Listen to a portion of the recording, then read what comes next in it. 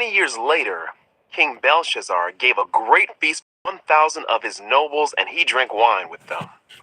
While Belshazzar was drinking the wine, he gave orders to bring in the gold and silver cups that his predecessor, Nebuchadnezzar, had taken from the temple in Jerusalem. He wanted to drink from them with his nobles, his wives, and his concubines. So they brought these gold cups taken from the temple, the house of God in Jerusalem, and the king and his nobles, his wives, and his concubines drank from them. While they drank from them, they praised their idols made of gold, silver, bronze, iron, wood, and stone. Suddenly, they saw the fingers of a human hand writing on the plaster wall of the king's palace near the lampstand. The king himself saw the hand as it wrote, and his face turned pale with fright. His knees knocked together in fear, and his legs gave way beneath him. The king shouted for the enchanters, astrologers, and fortune-tellers to be brought before him. He said to these wise men of Babylon, "Whoever can read this writing and tell me what it means will be dressed in purple robes of royal honor and will have a gold chain placed around his neck. He will become the third highest ruler in the kingdom." But when all the king's wise men had come in, none of them could read the writing or tell him what it meant. So the king grew even more alarmed, and his face turned pale. His nobles, too, were shaken. But when the queen mother heard what was happening, she hurried to the banquet hall. She said to Belshazzar, "Long live the king. Don't be so pale and frightened. There is a man in your kingdom who is within him the spirit of the holy gods. During Nebuchadnezzar's reign, this man was found to have insight, understanding, and wisdom like that of the gods. Your predecessor, King Nebuchadnezzar, made him chief over all the magicians, enchanters, astrologers, and fortune-tellers of Babylon. This man Daniel, whom the king named Belteshazzar, has exceptional ability and is filled with divine knowledge and understanding. He can interpret dreams, explain riddles, and solve difficult problems. Call for Daniel, and he will tell you what the writing means." Daniel explains the writing. So Daniel was brought in before the king.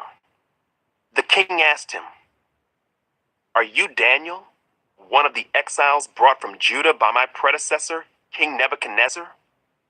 I have heard that you have the spirit of the gods within you, and that you are filled with insight, understanding, and wisdom. My wise men and enchanters have tried to read the words on the wall and tell me their meaning, but they cannot do it. I am told that you can give interpretations and solve difficult problems. If you can read these words and tell me their meaning, you will be clothed in purple robes of royal honor, and you will have a gold chain placed around your neck. You will become the third highest ruler in the kingdom." Daniel answered the king, "Keep your gifts or give them to someone else, but I will tell you what the writing means. Your Majesty, the Most High God gave sovereignty, majesty, glory, and honor to your predecessor, Nebuchadnezzar. He made him so great that people of all races and nations and languages trembled before him in fear. He killed those he wanted to kill and spared those he wanted to spare. He honored those he wanted to honor and disgraced those he wanted to disgrace. But when his heart and mind were puffed up with arrogance, he was brought down from his royal throne and stripped of his glory. He was driven from human society. He was given the mind of a wild animal, and he lived among the wild donkeys. He ate grass like a cow, and he was drenched with the dew of heaven until he learned that the Most High God rules over the kingdoms of the world and appoints anyone he desires to rule over them. You are his successor, O Belshazzar, and you knew all this. Yet you have not humbled yourself. For you have proudly defied the Lord of heaven, and have had these cups from his temple brought before you. You and your nobles and your wives and concubines have been drinking wine from them while praising gods of silver, gold, bronze, iron, wood, and stone, gods that neither see nor hear nor know anything at all. But you have not honored the God who gives you the breath of life and controls your destiny. So God has sent this hand to write this message. This is the message that was written. Mene, Mene, Tekel, and Parsin.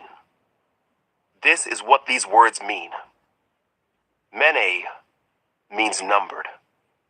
God has numbered the days of your reign and has brought it to an end. Tekel means weighed. You have been weighed on the balances and have not measured up. Parsin means divided.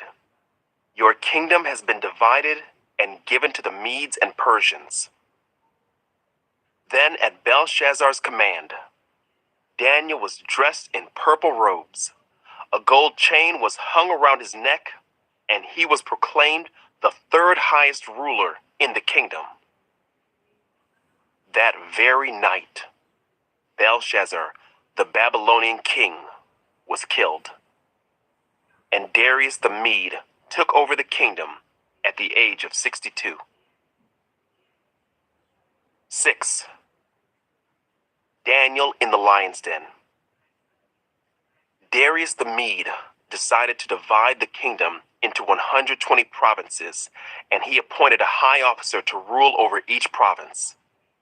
The king also chose Daniel and 2 others as administrators to supervise the high officers and protect the king's interest. Daniel soon proved himself more capable than all the other administrators and high officers. Because of Daniel's great ability, the king made plans to place him over the entire empire. Then the other administrators and high officers began searching for some fault in the way Daniel was handling government affairs. But they couldn't find anything to criticize or condemn. He was faithful, always responsible, and completely trustworthy. So they concluded, our only chance of finding grounds for accusing Daniel will be in connection with the rules of his religion. So the administrators and high officers went to the king and said, "Long live King Darius. We are all in agreement, we administrators, officials, high officers, advisors, and governors, that the king should make a law that will be strictly enforced. Give orders that for the next 30 days, any person who prays to anyone, divine or human, except to you, your majesty, will be thrown into the den of lions. And now, your majesty, issue and sign this law so it cannot be changed, an official law of the Medes and Persians that cannot be revoked." So King Darius signed the law. But when Daniel learned that the law had been signed, he went home and knelt down as usual in his upstairs room, with its windows open toward Jerusalem. He prayed 3 times a day, just as he had always done, giving thanks to his God.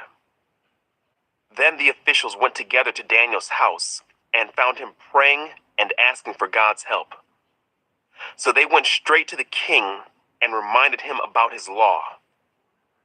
"Did you not sign a law that for the next 30 days, any person who prays to anyone, divine or human, except to you, your majesty, will be thrown into the den of lions?"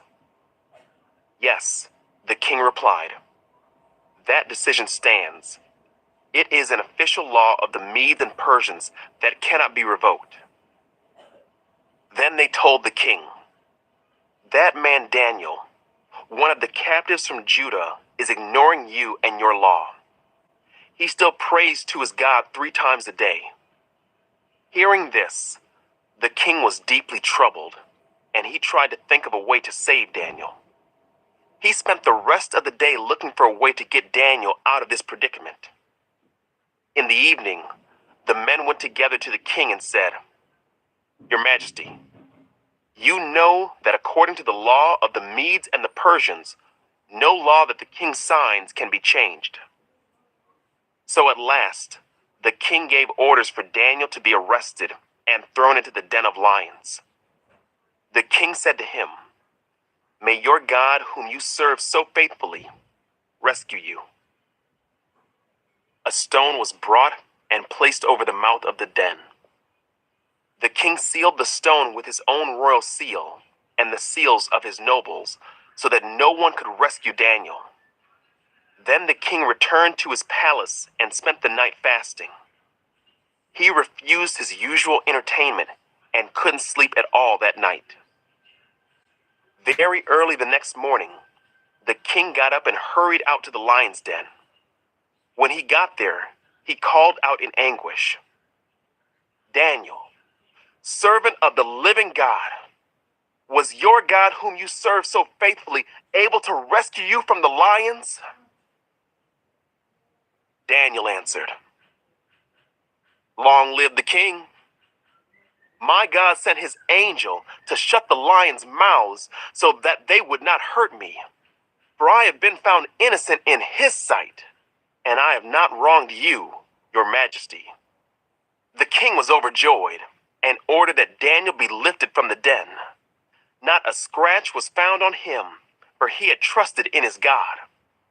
Then the king gave orders to arrest the men who had maliciously accused Daniel. He had them thrown into the lion's den along with their wives and children. The lions leaped on them and tore them apart before they even hit the floor of the den. Then King Darius sent this message to the people of every race and nation and language throughout the world: "Peace and prosperity to you. I decree that everyone throughout my kingdom should tremble with fear before the God of Daniel. For he is the living God, and he will endure forever. His kingdom will never be destroyed, and his rule will never end. He rescues and saves his people. He performs miraculous signs and wonders. In the heavens and on earth, he has rescued Daniel from the power of the lions." So Daniel prospered during the reign of Darius and the reign of Cyrus the Persian. 7. Daniel's vision of 4 beasts. Earlier, during the first year of King Belshazzar's reign in Babylon, Daniel had a dream and saw visions as he lay in his bed. He wrote down the dream, and this is what he saw.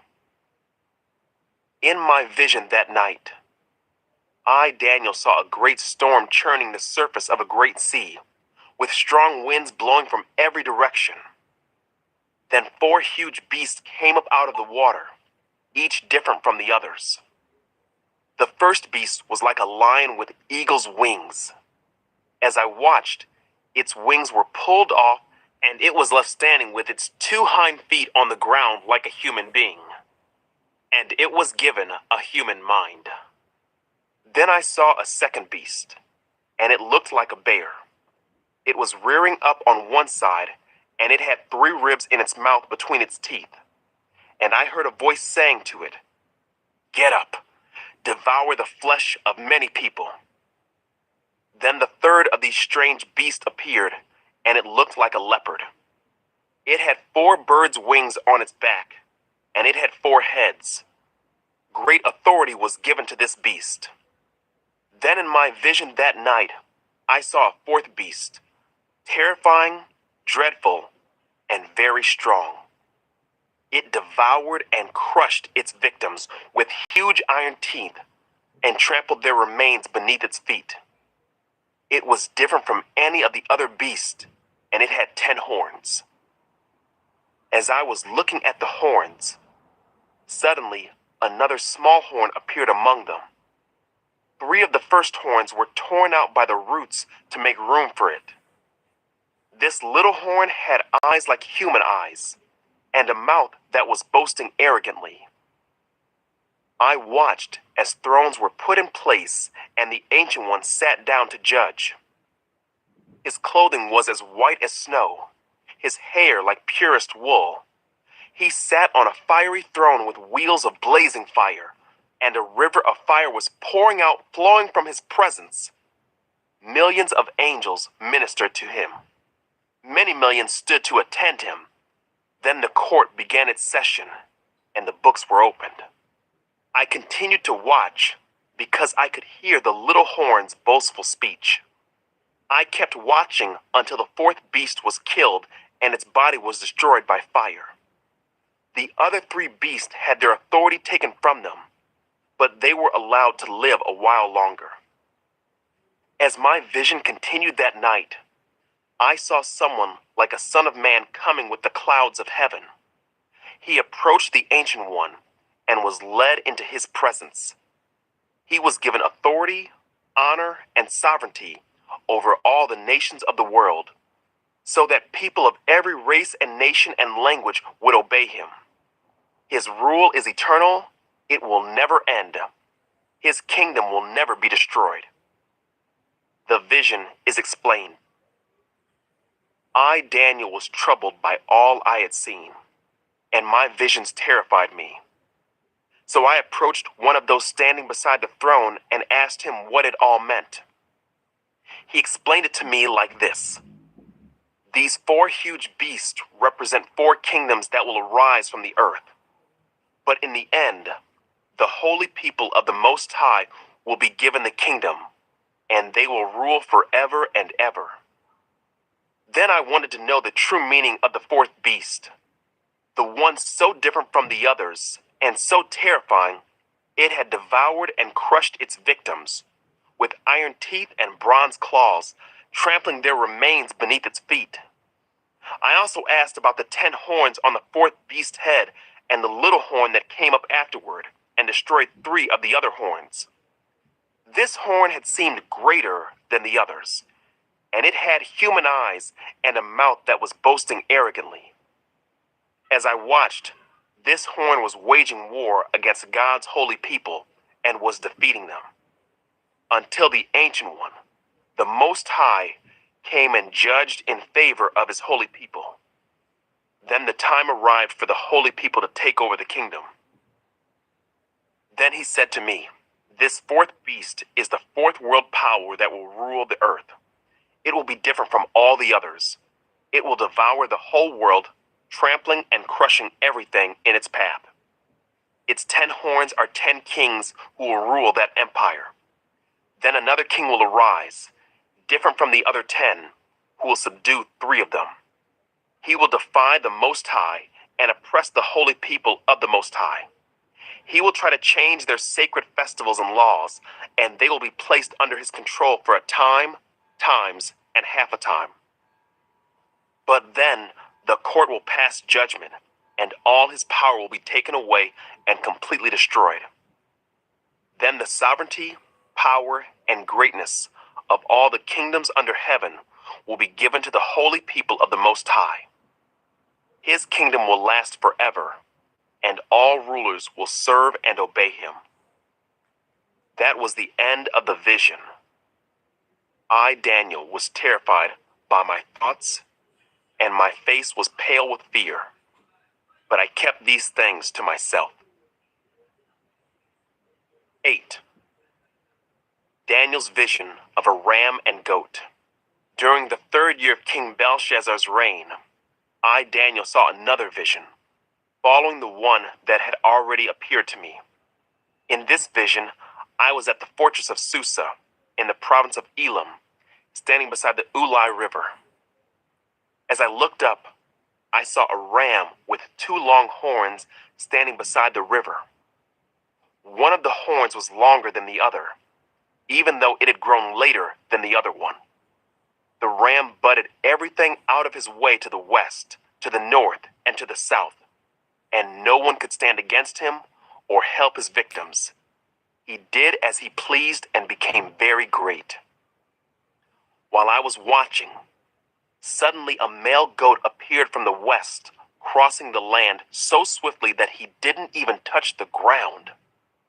This goat, which had one very large horn between its eyes, headed toward the 2-horned ram that I had seen standing beside the river, rushing at him in a rage. The goat charged furiously at the ram and struck him, breaking off both his horns. Now the ram was helpless, and the goat knocked him down and trampled him. No one could rescue the ram from the goat's power. The goat became very powerful, but at the height of his power, his large horn was broken off. In the large horn's place grew 4 prominent horns pointing in the 4 directions of the earth. Then, from one of the prominent horns came a small horn whose power grew very great. It extended toward the south and the east and toward the glorious land of Israel. Its power reached to the heavens, where it attacked the heavenly army, throwing some of the heavenly beings and some of the stars to the ground and trampling them. It even challenged the commander of heaven's army by canceling the daily sacrifices offered to him and by destroying his temple. The army of heaven was restrained from responding to this rebellion, so the daily sacrifice was halted and truth was overthrown. The horn succeeded in everything it did. Then I heard 2 holy ones talking to each other. One of them asked, "How long will the events of this vision last? How long will the rebellion that causes desecration stop the daily sacrifices? How long will the temple and heaven's army be trampled on?" The other replied, "It will take 2,300 evenings and mornings. Then the temple will be made right again." Gabriel explains the vision. As I, Daniel, was trying to understand the meaning of this vision, someone who looked like a man stood in front of me, and I heard a human voice calling out from the Ulai River, "Gabriel, tell this man the meaning of his vision." As Gabriel approached the place where I was standing, I became so terrified that I fell with my face to the ground. "Son of man," he said, "you must understand that the events you have seen in your vision relate to the time of the end." While he was speaking, I fainted and lay there with my face to the ground.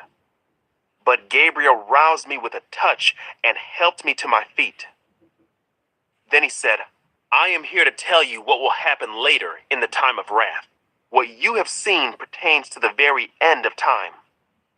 The 2-horned ram represents the kings of Media and Persia.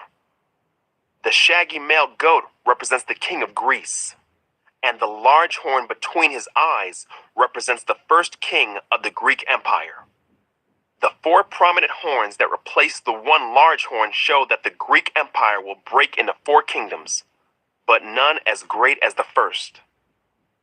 At the end of their rule, when their sin is at its height, a fierce king, a master of intrigue, will rise to power. He will become very strong, but not by his own power. He will cause a shocking amount of destruction and succeed in everything he does.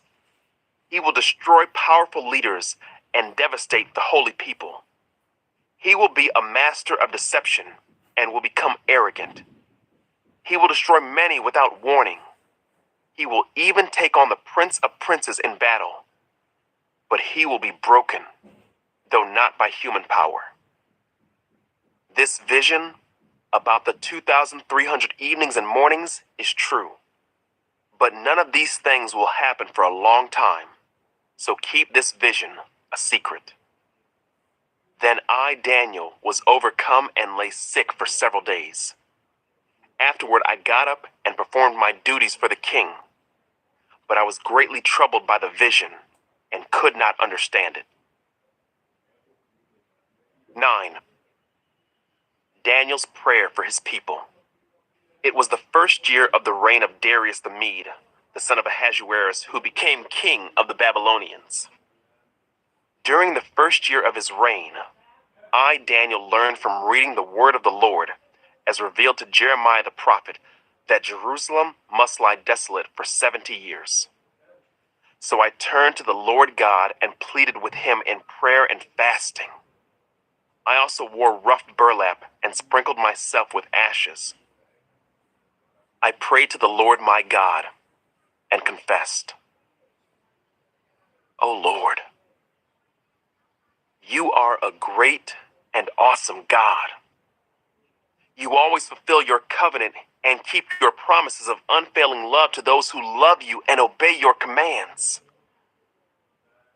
But we have sinned and done wrong. We have rebelled against you and scorned your commands and regulations.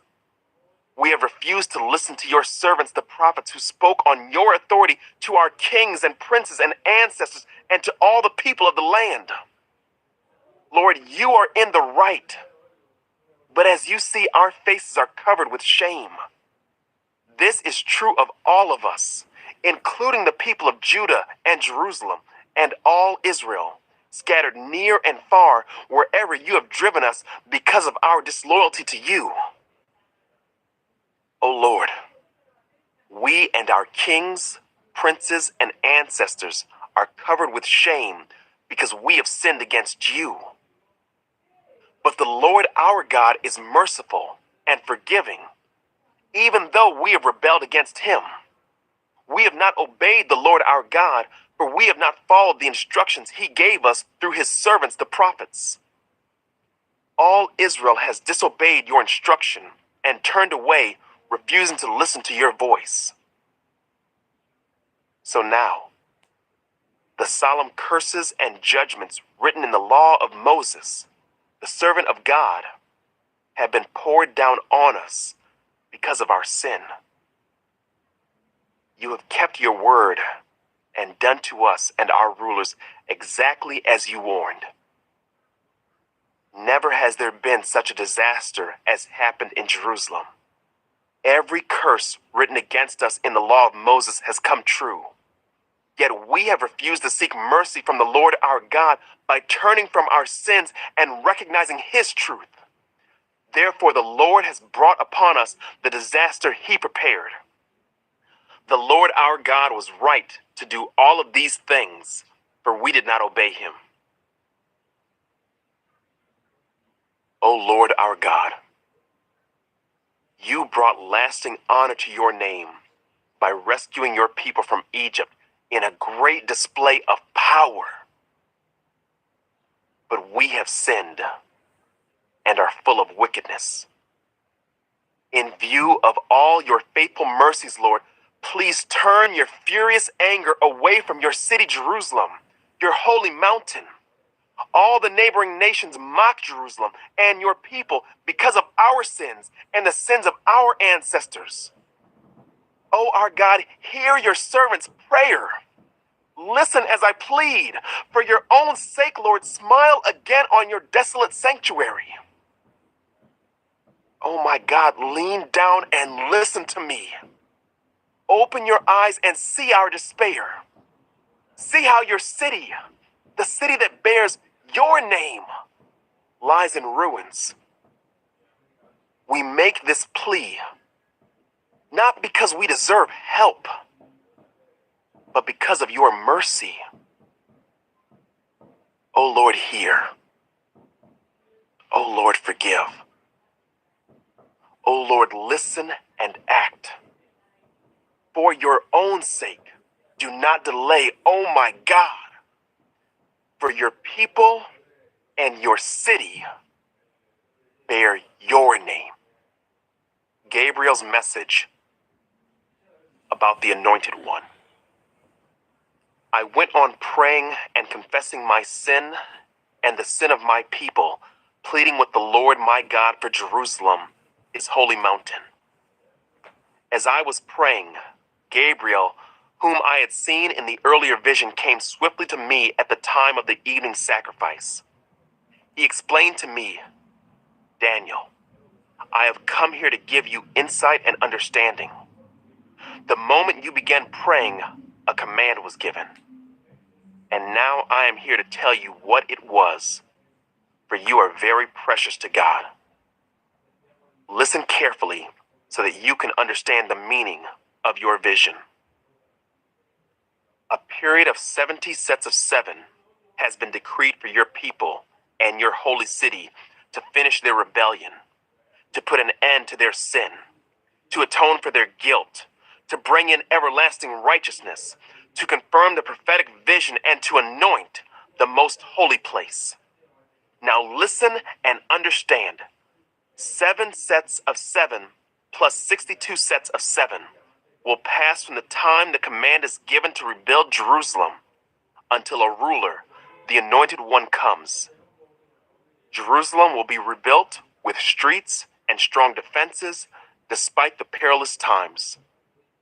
After this period of 62 sets of 7, the Anointed One will be killed, appearing to have accomplished nothing, and a ruler will arise whose armies will destroy the city and the temple. The end will come with a flood and war, and its miseries are decreed from that time to the very end. The ruler will make a treaty with the people for a period of 1 set of 7. But after half this time, he will put an end to the sacrifices and offerings. And as a climax to all his terrible deeds, he will set up a sacrilegious object that causes desecration, until the fate decreed for this defiler is finally poured out on him. 10. Daniel's vision of a messenger. In the 3rd year of the reign of King Cyrus of Persia, Daniel, also known as Belteshazzar, had another vision. He understood that the vision concerned events certain to happen in the future, times of war and great hardship. When this vision came to me, I, Daniel, had been in mourning for 3 whole weeks. All that time I had eaten no rich food. No meat or wine crossed my lips, and I used no fragrant lotions until those 3 weeks had passed. On April 23rd, as I was standing on the bank of the great Tigris River, I looked up and saw a man dressed in linen clothing with a belt of pure gold around his waist. His body looked like a precious gem. His face flashed like lightning, and his eyes flamed like torches. His arms and feet shone like polished bronze, and his voice roared like a vast multitude of people. Only I, Daniel, saw this vision. The men with me saw nothing, but they were suddenly terrified and ran away to hide. So I was left there all alone to see this amazing vision. My strength left me, my face grew deathly pale, and I felt very weak. Then I heard the man speak, and when I heard the sound of his voice, I fainted, and lay there with my face to the ground. Just then a hand touched me and lifted me, still trembling, to my hands and knees. And the man said to me, "Daniel, you are very precious to God. So listen carefully to what I have to say to you. Stand up, for I have been sent to you." When he said this to me, I stood up, still trembling. Then he said, "Don't be afraid, Daniel.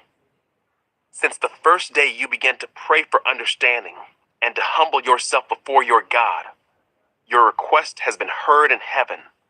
I have come in answer to your prayer. But for 21 days, the spirit prince of the kingdom of Persia blocked my way. Then Michael, one of the archangels, came to help me, and I left him there with the spirit prince of the kingdom of Persia. Now I am here to explain what will happen to your people in the future, for this vision concerns a time yet to come." While he was speaking to me, I looked down at the ground, unable to say a word. Then the one who looked like a man touched my lips, and I opened my mouth and began to speak. I said to the one standing in front of me, "I am filled with anguish because of the vision I have seen, my Lord, and I am very weak. How can someone like me, your servant, talk to you, my Lord? My strength is gone, and I can hardly breathe." Then the one who looked like a man touched me again, and I felt my strength returning. "Don't be afraid," he said, "for you are very precious to God. Peace. Be encouraged. Be strong." As he spoke these words to me, I suddenly felt stronger and said to him, Please speak to me, my lord, for you have strengthened me. He replied, Do you know why I have come? Soon I must return to fight against the spirit prince of the kingdom of Persia, and after that, the spirit prince of the kingdom of Greece will come. Meanwhile, I will tell you what is written in the book of truth. No one helps me against these spirit princes except Michael, your spirit prince. I have been standing beside Michael to support and strengthen him since the first year of the reign of Darius the Mede. 11. Kings of the South and North. Now then, I will reveal the truth to you. 3 more Persian kings will reign, to be succeeded by a 4th, far richer than the others. He will use his wealth to stir up everyone to fight against the kingdom of Greece. Then a mighty king will rise to power, who will rule with great authority and accomplish everything he sets out to do. But at the height of his power, his kingdom will be broken apart and divided into 4 parts. It will not be ruled by the king's descendants, nor will the kingdom hold the authority it once had, for his empire will be uprooted and given to others. The king of the south will increase in power, but one of his own officials will become more powerful than he and will rule his kingdom with great strength. Some years later, an alliance will be formed between the king of the north and the king of the south.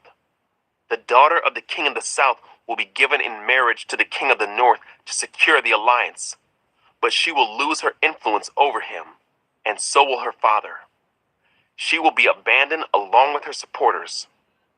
But when one of her relatives becomes king of the south, he will raise an army and enter the fortress of the king of the north and defeat him.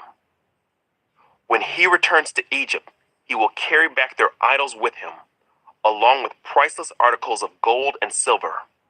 For some years afterward, he will leave the king of the north alone. Later, the king of the north will invade the realm of the king of the south, but will soon return to his own land. However, the sons of the king of the north will assemble a mighty army that will advance like a flood and carry the battle as far as the enemy's fortress. Then in a rage, the king of the south will rally against the vast forces assembled by the king of the north and will defeat them. After the enemy army is swept away, the king of the south will be filled with pride and will execute many thousands of his enemies, but his success will be short-lived. A few years later, the king of the north will return with a fully equipped army far greater than before. At that time, there will be a general uprising against the king of the south. Violent men among your own people will join them in fulfillment of this vision, but they will not succeed. Then the king of the north will come and lay siege to a fortified city and capture it. The best troops of the south will not be able to stand in the face of the onslaught. The king of the north will march onward unopposed. None will be able to stop him. He will pause in the glorious land of Israel, intent on destroying it. He will make plans to come with the might of his entire kingdom and will form an alliance with the king of the south. He will give him a daughter in marriage in order to overthrow the kingdom from within, but his plan will fail. After this, he will turn his attention to the coastland and conquer many cities. But a commander from another land will put an end to his insolence and cause him to retreat in shame. He will take refuge in his own fortresses, but will stumble and fall and be seen no more. His successor will send out a tax collector to maintain the royal splendor, but after a very brief reign he will die, though not from anger or in battle. The next to come to power will be a despicable man who is not in line for royal succession. He will slip in when least expected and take over the kingdom by flattery and intrigue. Before him, great armies will be swept away, including a covenant prince. With deceitful promises, he will make various alliances. He will become strong despite having only a handful of followers. Without warning, he will enter the richest areas of the land. Then he will distribute among his followers the plunder and wealth of the rich. something his predecessors had never done. He will plot the overthrow of strongholds, but this will last for only a short while. Then he will stir up his courage and raise a great army against the king of the south. The king of the south will go to battle with a mighty army, but to no avail, for there will be plots against him. His own household will cause his downfall. His army will be swept away, and many will be killed. Seeking nothing but each other's harm, these kings will plot against each other at the conference table, attempting to deceive each other. But it will make no difference, for the end will come at the appointed time. The king of the north will then return home with great riches. On the way, he will set himself against the people of the Holy Covenant, doing much damage before continuing his journey. At the appointed time, he will once again invade the south, but this time the result will be different. For warships from western coastlands will scare him off, and he will withdraw and return home. But he will vent his anger against the people of the Holy Covenant and reward those who forsake the covenant. His army will take over the temple fortress, pollute the sanctuary, put a stop to the daily sacrifices, and set up the sacrilegious object that causes desecration. He will flatter and win over those who have violated the covenant. But the people who know their God will be strong and will resist him. Wise leaders will give instruction to many, but these teachers will die by fire and sword, or they will be jailed and robbed. During these persecutions, little help will arrive, and many who join them will not be sincere. And some of the wise will fall victim to persecution. In this way, they will be refined and cleansed and made pure until the time of the end, for the appointed time is still to come. The king will do as he pleases, exalting himself and claiming to be greater than every god, even blaspheming the God of gods. He will succeed, but only until the time of wrath is completed. For what has been determined will surely take place. He will have no respect for the gods of his ancestors, or for the God loved by women, or for any other god, for he will boast that he is greater than them all. Instead of these, he will worship the God of fortresses, a God his ancestors never knew, and lavish on him gold, silver, precious stones, and expensive gifts. Claiming this foreign god's help, he will attack the strongest fortresses. He will honor those who submit to him, appointing them to positions of authority and dividing the land among them as their reward. Then, at the time of the end, the king of the south will attack the king of the north. The king of the north will storm out with chariots, charioteers, and a vast navy. He will invade various lands and sweep through them like a flood. He will enter the glorious land of Israel, and many nations will fall. But Moab, Edom, and the best part of Ammon will escape. He will conquer many countries, and even Egypt will not escape. He will gain control over the gold, silver, and treasures of Egypt, and the Libyans and Ethiopians will be his servants. But then news from the east and the north will alarm him, and he will set out in great anger to destroy and obliterate many. He will stop between the glorious holy mountain and the sea, and will pitch his royal tents. But while he is there, his time will suddenly run out, and no one will help him. 12. The time of the end. At that time, Michael the archangel, who stands guard over your nation, will arise. Then there will be a time of anguish greater than any since nations first came into existence. But at that time, every one of your people whose name is written in the book will be rescued. Many of those whose bodies lie dead and buried will rise up, some to everlasting life, and some to shame and everlasting disgrace. Those who are wise will shine as bright as the sky, and those who lead many to righteousness will shine like the stars forever. But you, Daniel, keep this prophecy a secret. Seal up the book until the time of the end, when many will rush here and there, and knowledge will increase. Then I, Daniel, looked, and saw two others standing on opposite banks of the river. One of them asked the man dressed in linen, who was now standing above the river, "How long will it be until these shocking events are over?" The man dressed in linen, who was standing above the river, raised both his hands toward heaven and took a solemn oath by the one who lives forever, saying, "It will go on for a time, times, and half a time.